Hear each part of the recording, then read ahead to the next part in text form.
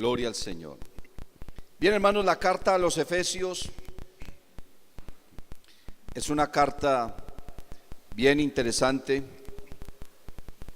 escrita, como todos sabemos, por el apóstol Pablo, y fue escrita más o menos en el año 60 después de Cristo, una época bien complicada y bien pesada para la iglesia, para la doctrina, para el evangelio.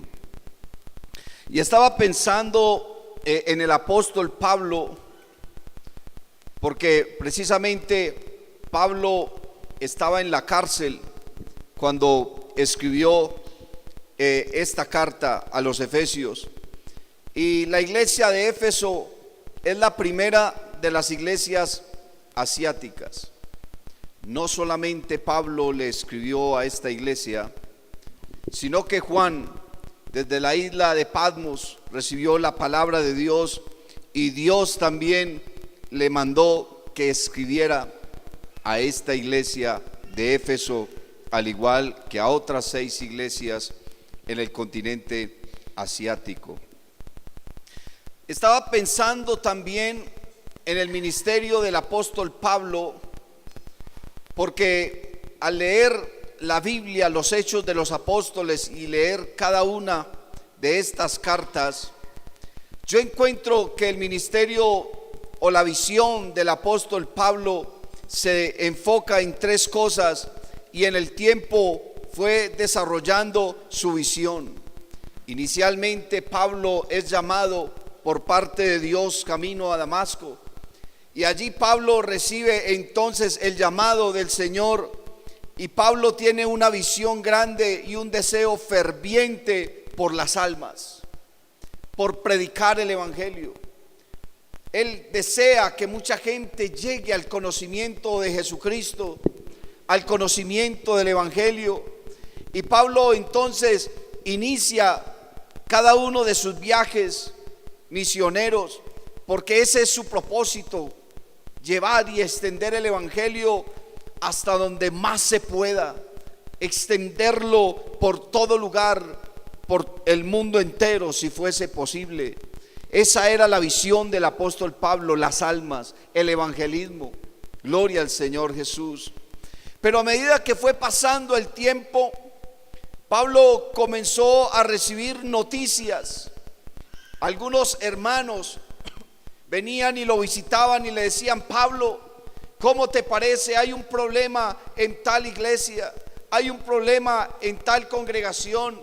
Y entonces Pablo se ve obligado a escribir cartas, y parece que su visión y su ministerio ya no está centrado en el deseo y en el anhelo de ganar muchas almas, sino en la administración de la iglesia que ya estaba, en sostener esas congregaciones, en corregirles en una cantidad de áreas y en una cantidad de problemas y de errores doctrinales que aquellas iglesias iban adquiriendo. Cuando había problemas en aquellas iglesias, alguien viajaba, por ejemplo, Pablo, hablando a los corintios, dice que él fue informado acerca de la familia de los de Cloé, que hay entre vosotros divisiones y contiendas. Entonces la familia de Cloé visitó a Pablo donde estaba, y le llevaron el informe de lo que estaba sucediendo en la iglesia, y Pablo entonces se ve evocado a escribirle a esa iglesia, asimismo a los efesios, a los filipenses y a cada una de aquellas congregaciones. Pablo tiene que enfrentar entonces la problemática que hay en la iglesia. Pero luego Pablo sigue avanzando en el tiempo, y su visión vuelve y cambia, porque ahora hay una cantidad de dificultades, pero dificultades ministeriales, dificultades con los predicadores, dificultades con los pastores, dificultades con aquellos que están dirigiendo y guiando la iglesia. Y Pablo le escribe a los filipenses hablando de esto, y con dolor en el alma les dice a los filipenses que hay gente que predica a Cristo por vanagloria, otros por ganancia. Y dice Pablo: otros a fin de añadir aflicción a mis prisiones. Y dice Pablo también que bueno, gracias a Dios hay otros predican a Cristo por amor, pero finalmente Cristo es predicado. Gloria al Señor. Pero cuando está Pablo enfocado en el área de la iglesia, Pablo escucha noticias de la iglesia de Éfeso, y parece que en la iglesia de Éfeso hay algunas falencias, hay algunas cosas que corregir. Pablo exhorta a esta iglesia, y cuando uno lee la carta completa, pues uno se da cuenta del sentir del apóstol Pablo por la iglesia de Éfeso, y parece que ellos necesitaban más madurez. Bueno, era una iglesia que no llevaba muchos años, pero era una iglesia que necesitaba madurar en la fe, que necesitaban madurar en el conocimiento de la palabra, en el conocimiento de la doctrina. Necesitaban madurar en cuanto a su amor, y en todas estas cosas Pablo les exhorta. Y entonces yo estaba mirando esta iglesia, porque esta iglesia sí tenía algunas dificultades en su vida cristiana. Parece que ellos se habían dedicado a algunas cosas en la iglesia y habían olvidado lo más importante. Estaba mirando la carta que Juan le escribe a la iglesia de Éfeso en el libro de Apocalipsis, en el capítulo 2. Dios le habla a Juan y le dice: Juan, escribe al ángel de la iglesia en Éfeso, el que tiene las 7 estrellas en su diestra, el que camina en medio de los 7 candelabros de oro, dice esto. Y mire la manera como Dios mira a la iglesia. Y creo que nosotros tendríamos que preguntarnos en esta noche: ¿y Dios cómo está mirando la iglesia de hoy? ¿Qué estará pensando Dios de nuestra vida, de nuestro cristianismo, de nuestra fe, de nuestra santidad, de nuestra perseverancia? Y Dios le dice a la iglesia: yo conozco tus obras. Y parece que primero los adula, primero les habla de las cosas maravillosas que ellos como iglesia tienen. Yo conozco tus obras, tu arduo trabajo y tu perseverancia, y que no puedes soportar a los malos. Has probado a los que se dicen ser apóstoles y no lo son, y los has hallado mentirosos. Has sufrido, has sido perseverante, has trabajado arduamente por amor de mi nombre y no has desmayado. Si a nosotros vienen y nos hablan y nos dicen que Dios está pensando eso de nosotros, pues nos sentiríamos orgullosos. Una iglesia victoriosa, una iglesia efectiva, una iglesia que sabe adorar, una iglesia que sabe predicar, una iglesia que está dispuesta para trabajar. Pero luego vienen esas palabras tan fuertes, que son las que nos tienen que poner a pensar a nosotros en esta hora. Pero tengo contra ti. ¿Qué será lo que Dios tiene, hermano, con nosotros? Pero tengo contra ti. Te has dedicado a trabajar, te has dedicado a muchas cosas, has sufrido, has luchado y has pasado por todas esas situaciones, pero tengo contra ti, dice el Señor. Ni siquiera el apóstol, sino Dios. Porque Pablo, hay cosas que él escribe y dice: digo yo, no el Señor, ¿cierto? Quizás seguramente Juan y Pedro y cada uno de los que escribieron cosas que estaban en su mente o en su corazón con respecto de la iglesia, pero hubo otras cosas que directamente las decía el Señor. Y aquí está hablando directamente Dios y dice: pero tengo contra ti que has dejado tu primer amor. Pablo escribe la carta a los Efesios, y en este capítulo 4, en especial en el verso 17, Pablo exhorta a esa iglesia y les habla diciéndoles: esto pues digo, y no solamente lo digo, lo requiero. Porque Pablo les está hablando a ellos, hermanos, en este capítulo de algo que es vital para la vida cristiana. En la vida cristiana, hermano, hay cosas que son vitales, que la vida misma en la presencia de Dios dependen de ellas. Es como la vida natural. En la vida natural hay cosas que son vitales. El agua es vital, el aire es vital, el alimento es vital, el sueño es vital, cosas sin las cuales no podríamos vivir. Y entonces Pablo, cuando les dice a ellos, digo y requiero en el Señor, les está hablando de cosas que hay en la vida cristiana que son importantes y que quizás las hemos descuidado. Mire que el escritor a los Hebreos dice: es necesario que con más diligencia atendamos a las cosas que hemos oído. No vaya sea que nos deslicemos.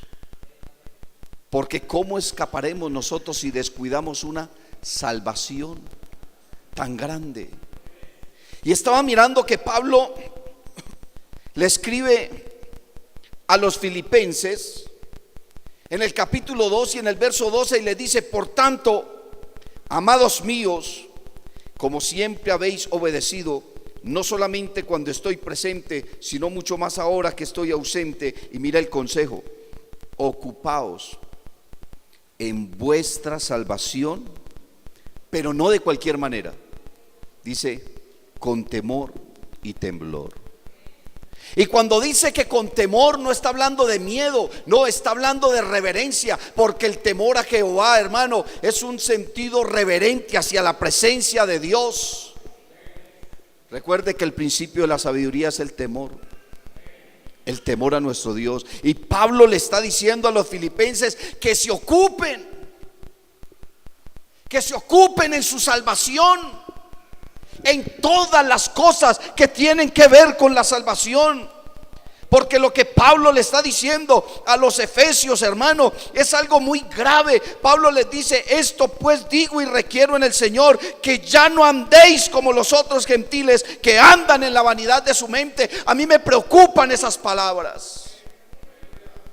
¿Por qué Pablo le está diciendo a esa iglesia que ya no anden como los gentiles, que no anden como el mundo? ¿Será que a Pablo le dijeron: Pablo, ¿cómo le parece que los hermanos en Éfeso se convirtieron al evangelio, pero quieren vivir como mundanos, hermano? Pablo no escribe esas palabras por capricho o porque a él se le ocurrieron. No, era porque había una realidad en la iglesia, porque algo estaba pasando. Los hermanos no tienen la iglesia como el centro de su vida. No es tan importante. Hay otras prioridades, hay otras cosas que hacer. Queremos esto, queremos aquello. Y si puedo,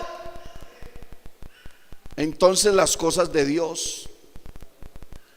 Y Pablo les dice: no, ustedes no han aprendido así de Cristo.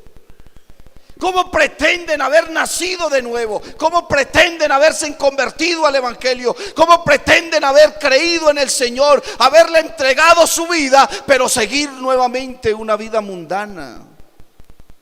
Puede que no estén pecando, porque no todo lo que se hace es pecado, pero la Biblia sí dice que debemos despojarnos de todo peso y del pecado que nos asedia. O sea que hay cosas que no son pecado, pero se vuelven una carga paquidérmica y no nos deja avanzar y no nos deja seguir adelante, porque nos está estancando, hermanos. No améis el mundo ni las cosas que están en el mundo. Despojaos de todo peso y del pecado que nos asedia. Y Pablo les dice: ya no andéis como los otros gentiles que andan en la vanidad de su mente. El problema está en la mente. ¿Por qué? Porque cuando comenzamos a cambiar nuestro pensamiento, cuando comenzamos a justificar algunas cosas, el entendimiento se entenebrece. Así dice: teniendo el entendimiento entenebrecido. Y cuando el entendimiento se entenebrece, nos alejamos de Dios. Y nos alejamos de Dios porque nos convertimos en ignorantes. Y nos volvemos ignorantes porque el corazón se endurece. ¿Y sabes por qué se endurece el corazón? Porque se pierde la sensibilidad. Porque ahí dice, después de haber perdido toda sensibilidad. Y yo estaba pensando que uno va perdiendo la sensibilidad a ciertas cosas de acuerdo a lo que se dedica. Por ejemplo, un sepulturero, ya una persona de esas no llora viendo a otras personas llorar y viendo un muerto. Para él eso, nada. Por ejemplo, en el área de la medicina, algunas enfermeras, algunos médicos pueden llegar a perder la sensibilidad. Déjese que lo va a operar. No, eso duele mucho. No, a mí no me duele. Venga. Puede que en algunas áreas de la vida se vaya perdiendo la sensibilidad. ¿Por qué? Porque uno está tan metido en eso, porque eso se convierte en una rutina. Entonces uno va perdiendo la sensibilidad. Estamos tan acostumbrados a darle la mano a un hermano y saludarlo, de Dios lo bendiga, que olvidamos el valor que eso tiene. Estamos tan acostumbrados a venir al culto, cantar, cargar la Biblia, orar, escuchar la palabra, que a veces eso pierde importancia para nosotros. Vamos perdiendo la sensibilidad. Y venimos a un culto y no sentimos nada. 2 cultos, un mes, meses, y no sé de ahí para adelante. Hermano, es que yo voy al culto y yo no siento nada. Ahí es donde está el peligro, cuando ya no se siente nada. Si hay algo que es vital en la vida cristiana, es la presencia de Dios, que nos mueve, que nos motiva, que nos hace avanzar, hermano, que nos da la fuerza para decirle no al mundo y para decirle no al pecado. Si tú estás perdiendo la sensibilidad, tienes que postrarte delante de Dios y decirle: Señor, llena mi vida con tu Espíritu Santo otra vez. Mueve mi corazón otra vez con tu presencia, con tu potencia, Señor. Sacude mi corazón, estremece mi ser, porque hay un peligro grande en perder la sensibilidad. Pablo está diciendo lo que le pasó a estas personas después que perdieron toda sensibilidad. Les dice Pablo: estos después que perdieron toda sensibilidad se entregaron al libertinaje, cometieron con avidez toda clase de impurezas. ¿Qué le pasó al hermano fulano? ¿Qué le pasó a la hermana fulana que lo veíamos bien? ¿Qué le pasó? Que perdió la sensibilidad, que perdió la presencia de Dios, que perdió el norte, que perdió el rumbo, que cayó. ¿Por qué? Porque se descuidó, hermano. Porque permitió que el mundo le tocara su corazón. Porque le dio prioridad a otras cosas antes que al Creador. Pero yo creo que aquí en esta tarde con nosotros está el que puede quitarnos el corazón de piedra y darnos un corazón sensible, un corazón de carne, para poder adorarlo y glorificarlo. ¿Por qué no te pones en pie, hermano, en esta tarde? Colócate en pie y regálale ese aplauso al Señor Jesús y dile: mi Cristo, yo necesito tu presencia. No vale el sufrir, no vale el trabajar. Lo que cuesta aquí, lo que vale es la presencia del alto, es la presencia del sublime, es la presencia del Rey de la gloria. Dale ese aplauso con todas tus fuerzas.